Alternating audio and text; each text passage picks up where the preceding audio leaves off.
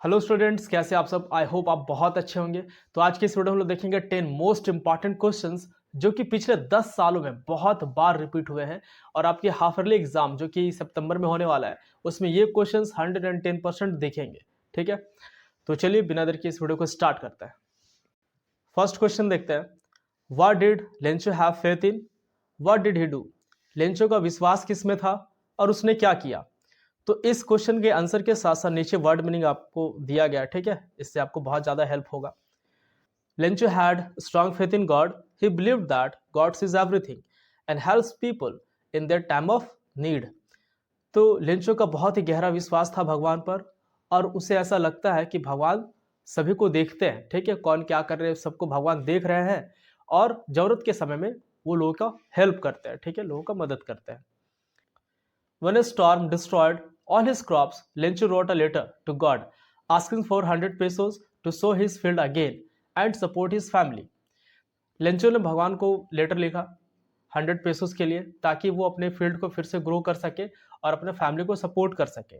ठीक है, he was confident that God would surely help him, और वो पूरी तरह से कॉन्फिडेंट था कि भगवान उसकी जरूर सहायता करेंगे, जरूर मदद करेंगे। ठीक है, क्वेश्चन नंबर 2 देखते हैं। How did the post office employees help Lencho? तो पोस्ट ऑफिस एम्प्लॉयज ने लेंचो का हेल्प कैसे किया? The post master was moved by Lencho's deep faith in God. जब पोस्ट मास्टर लेंचो का लेटर देखता है तो बहुत ही ज्यादा इन्फ्लुएंस हो जाता है, प्रभावित हो जाता है लेंचो के भरोसा को देख के कि भगवान पे उसका कितना गहरा विश्वास है। He did not want to break his belief, और वो इस भरोसे को तोड़ना नहीं चाहता था। So he and other post office employees collected 70 pesos and sent it to Lencho in an envelope as if it was from God। ठीक है, और इसीलिए वो और उसके अदर एम्प्लॉयज 70 pesos कलेक्ट करते हैं और लेंचो को भेज देते हैं इन्वेलप में डाल करके जिसमें लिखा हुआ था फ्रॉम गॉड। ठीक है, जैसे लेंचो को लगे कि भगवान ने ही वो लेटर भेजा है। ठीक है, इसका इंपॉर्टेंट वर्ड मीनिंग यहाँ पे दिया गया है, तो आप लोगों को कोई दिक्कत नहीं होगा। आगे देखते हैं। और ये सारे क्वेश्चन बहुत ही ज्यादा इंपॉर्टेंट है, हद से ज्यादा इंपॉर्टेंट है। जो आप पढ़ रहे हो बहुत अच्छे से कर लेना, अच्छे से कंप्लीट कर लेना, लेकिन ये सारे क्वेश्चंस को 110% कंप्लीट करके जाओ एग्जाम में, और देख लेना एग्जाम में क्वेश्चंस आएगा तो इसी से आएगा। ठीक है, 110%। लेकिन बाकी सारे भी पढ़ लेना। ठीक है, सिर्फ इसी को मत पढ़ना, इसको पढ़ लेना, इससे तो क्वेश्चंस आएंगे ही आएंगे, ये 110% कंफर्म है। लेकिन उसके अलावा भी आप बहुत कुछ पढ़ के रखोगे तो बहुत अच्छा होगा। ठीक है, Which twin obligation does every man have in life? क्या दो कर्तव्य होते हैं लोगों के जीवन में? ठीक है, ये नेल्सन मंडेला वाला चैप्टर से है। ठीक है, फर्स्ट क्या है? First, he has an obligation to his family. ठीक है, अपने परिवार के लिए, अपने पेरेंट्स के लिए, वाइफ के लिए, अपने बच्चे के लिए। ठीक है, पहला ऑब्लिगेशन, पहला कर्तव्य होता है। दूसरा कर्तव्य किसके लिए होता है? He has an obligation to his people, his community and his country. ठीक है, अपने लोगों के लिए, अपने कम्युनिटी, अपने समुदाय के लिए और अपने देश के लिए। ठीक है, तो दो कर्तव्य होता है, एक अपने परिवार के लिए, दूसरा अपने देश के लिए, अपने कंट्री के लिए, अपने कम्युनिटी और अपने लोगों के लिए। ठीक है, तो क्वेश्चन बहुत इंपॉर्टेंट है। नेक्स्ट देखते हैं। How did Mandela's hunger for freedom change his life? कैसे मंडेला का जो आजादी का जो भूख था, कैसे उसका जीवन बदल दिया, कैसे उसका लाइफ चेंज कर दिया? देखते हैं answer. Nelson Mandela's hunger for freedom made him a brave leader. He joined the African National Congress and fought against apartheid। ठीक है, नेल्सन मंडेला का फ्रीडम का जो भूख था, ठीक है, आजादी का जो भूख था, वो उसे एक बहुत ही साहसी लीडर बना देता है। He join the African National Congress. ठीक है, वो अफ्रीकन नेशनल कांग्रेस ज्वाइन करते हैं जो अफ्रीका का एक पॉलिटिकल पार्टी है। ठीक है, और अपार्थाइड के खिलाफ, रंग भेद या फिर नस्ल भेद के खिलाफ वो लड़ाई लड़ते हैं। He spent 27 years in prison but never lost hope। ठीक है, वो 27 साल जेल में बिताए लेकिन अपना होप, अपना उम्मीद नहीं खोए। ठीक है, अपना उम्मीद, अपना होप वो बरकरार रखे। Later he became the first black president of South Africa and brought freedom to his people। बाद में वो साउथ अफ्रीका के पहले ब्लैक प्रेसिडेंट बने और अपने लोगों को आज़ादी दिलाए। आप में से अगर किसी को भी अगर इस चैप्टर में डाउट होगा तो 5 मिनट समरी वाला एक देख लेना वीडियो। ठीक है, 5 मिनट समरी का वीडियो मैंने डाल दिया है, आप लोग उसको देखोगे तो बहुत ज़्यादा हेल्पफुल होगा, ठीक है। और अपना सजेशन भी दे देना कि 5 मिनट समरी जो वीडियोस मैं डाल रहा हूँ क्या वो एनफ है या फिर मुझे लाइव क्लास लेना चाहिए, long answer type questions plus पूरा कंप्लीट स्टोरी को एक्सप्लेनेशन के साथ, ठीक है। अब बताना जरूर, इसको सजेस्ट करना, जितना ज़्यादा अच्छे से हो सकता है मैं प्रोवाइड करने की कोशिश कर रहा हूँ, लेकिन आप लोग का सजेशन का भी एक मतलब एक्सपेक्टेशन है कि आप लोग कुछ सजेस्ट करो, उसके अकॉर्डिंग अपडेट करते चले जाओ और भी बेहतर कंटेंट आपको दे, ठीक है। आई होप ये क्वेश्चन समझ में आ गया होगा। आगे देखते हैं, नेक्स्ट क्वेश्चन देखते हैं। How did the young seagull make his first flight? Young seagull ने अपना फर्स्ट फ्लाइट, पहली उड़ान कैसे भरा या कैसे लिया, ठीक है। ये जो क्वेश्चन है ये शॉर्ट आंसर टाइप में भी पूछता है और लॉन्ग आंसर टाइप में भी पूछता है। ये बहुत ही ज्यादा इंपॉर्टेंट क्वेश्चन है इस चैप्टर का, ठीक है, बहुत ज्यादा important. The young seagull was very afraid to fly. He thought that his wings were too weak and he might fall into the sea. तो जो यंग सीगल है वो उड़ने से डरता है। अब उड़ने से डरता है तो वो सोचता है कि अगर उड़े और मेरा विंग्स, मेरा पंख मेरा सपोर्ट नहीं किया तो, और अगर उड़े और नीचे गिर गए समुद्र में तब, ठीक है। His brother and sisters had already learned flying, but he refused to leave the ledge. ठीक है, अब उसके जो भाई बहन थे वो उड़ना सीख चुके थे, लेकिन इसको डर लग रहा है ना। और वो जो लेज है, पहाड़ का जो किनारा है, चट्टान का जो किनारा है, उसको छोड़ ही नहीं रहा है। बोला नहीं नहीं नहीं नहीं उतरेंगे, नहीं उतरेंगे, डर लग रहा है उसको, ठीक है। His parents tried to encourage him, but he did not move. उसके पेरेंट्स को भी इनकरेज किए, उड़ो, डरो मत, थोड़ा ट्राई तो करो, लेकिन नहीं, उड़ ही नहीं रहा है, हिल ही नहीं रहा है वहां से, ठीक है। एक दिन क्या होता है, seagull's mother decided to teach him a lesson. एक सबक सिखाना चाहती है कि रुको, बताते हैं, नहीं उड़ेगा, उड़ना जरूरी है, उड़ नहीं रहा है। She flew near him with a piece of fish in her beak. तो अपने चोंच में एक छोटा सा फिश लेती है, ठीक है, और उसके सामने जाती है। The hungry young seagull was tempted by the food and he dived forward to get it, ठीक है। और जो बहुत ज्यादा भूखा था वो, ठीक है, क्योंकि उसकी मम्मी बोल रही थी उड़ो उड़ो, ऐसे नहीं करेगा तो कैसे चलेगा, खाना पीना नहीं खाना है क्या, ठीक है। उड़ ही नहीं रहा है तो बोलती है कि रुको सबक सिखाते हैं। उसकी माँ फिर प्लान बनाती है, अपने चोंच में छोटा सा मछली लेकर के आती है, ठीक है, और उसके सामने चली जाती है। वो भूख से एकदम बका जाता है, छटपटाने लगता है, ठीक है, और इतना ज्यादा भूख से तड़प रहा होता है कि उसके सामने जाता है और वहां पे छलांग लगा देता है, ठीक है। Suddenly he fell down from the ledge, और वो जो चट्टान के किनारे से वो गिरना स्टार्ट करता है। Out of fear he flapped his wings, to his surprise his wing supported him and he started flying, ठीक है। और डर के मारे वो एकदम पंख निकालता है, एकदम फड़फड़ाने का कोशिश करता है, फिर सरप्राइज हो जाता है क्या कि वो उड़ रहा है, उसका जो पंख है उसका सपोर्ट कर रहा है उड़ने में, ठीक है, और उड़ना वो स्टार्ट कर देता है। At last he felt very happy and confident.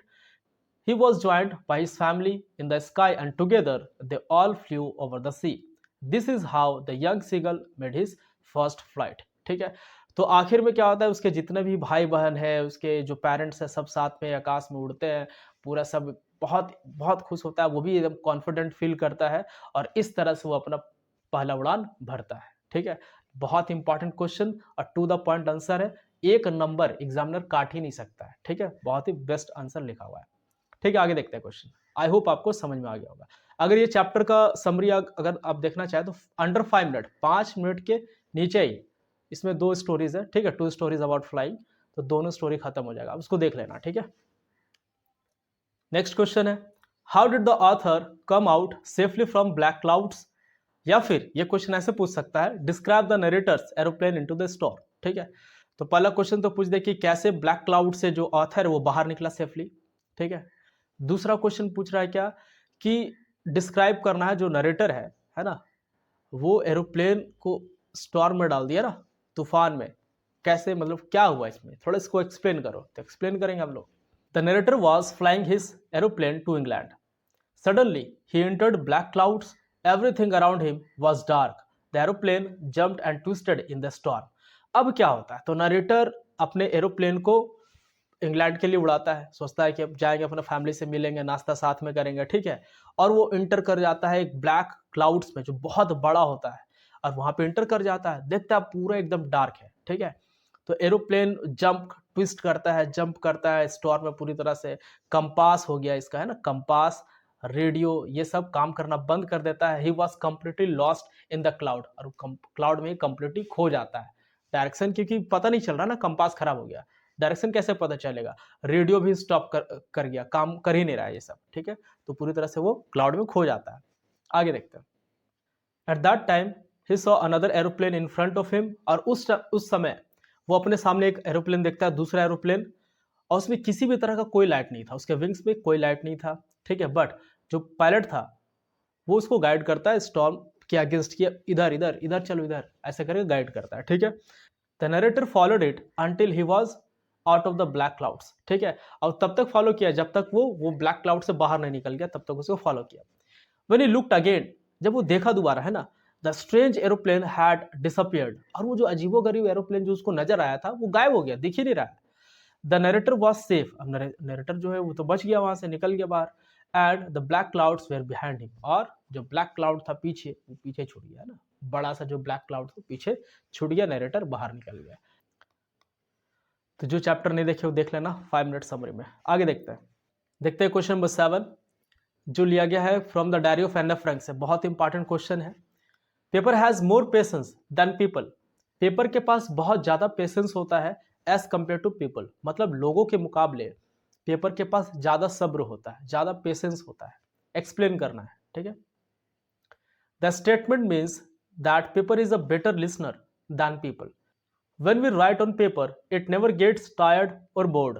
इस स्टेटमेंट का मतलब है कि पेपर बहुत ही अच्छा लिसनर है, मतलब जितना बोले उतना वो सुन लेगा, ठीक है? वो थकेगा नहीं, बोर नहीं होगा। लेकिन लोगों को अगर बोलेंगे तो वो बोर हो जाएगा। अब बोलने का मतलब, बेटर लिसनर का मतलब क्या हो गया? तो पेपर तो सुनेगा नहीं, है ना? मतलब क्या है कि जितना मन चाहे उतना अपने बातों को पेपर में लिख करके एक्सप्रेस कर सकते हैं, और इससे ना तो पेपर थकेगा और ना ही बोर होगा, ना ही कोई कंप्लेन करेगा, ना ही इरिटेट होगा। लेकिन अगर कोई लोग किसी को अपना बात बता दो कि देखो है बहुत तकलीफ है, पता है, तो बोले अरे यार छोड़ो हटाओ चलते हैं थोड़ा, वो इंटरेस्ट अपना खो देगा, ना तो फीलिंग समझेगा, ठीक है, और ना ही बात सुनेगा। But on paper we can express all our thoughts freely, खुल करके अपना जो भी थॉट्स है, जो भी फीलिंग्स है, सारा एक्सप्रेस कर सकते हैं पेपर पे, ठीक है? Anne Frank used this phrase in her diary because she felt that paper would always listen to her feelings when no one else would, ठीक है? तो एने फ्रैंक इस फ्रेज का यूज करती है अपने डायरी में, ठीक है? जब उसको लगता है कि कोई उसका बात नहीं सुनेगा, पेपर को ही सारा बात, अपना फीलिंग, हर चीज बताना है, ठीक है? बोर नहीं होगा, इसीलिए वो ये बात लिखती है, ठीक है? फ्रेज का यूज करती है। तो ये वर्ड मीनिंग, ठीक है, सारा दिया हुआ है, कोई दिक्कत नहीं होगा, देख लेना इससे, ठीक है? हेल्प मिल जाएगा। आगे देखते हैं नेक्स्ट क्वेश्चन।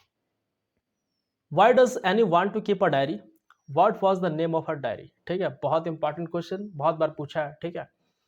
तो एनी जो है वो डायरी क्यों रखती थी, एनी फ्रैंक, और उसका डायरी का क्या नाम था? बता दो डायरी का क्या नाम था, जिसको भी पता है। आई थिंक आप लोग को सबको पता है ना? बता दो जल्दी से। Anne Frank wanted to keep a diary because she felt lonely, उसको अकेलापन फील होता था, इसलिए वो डायरी रखती थी, ठीक है?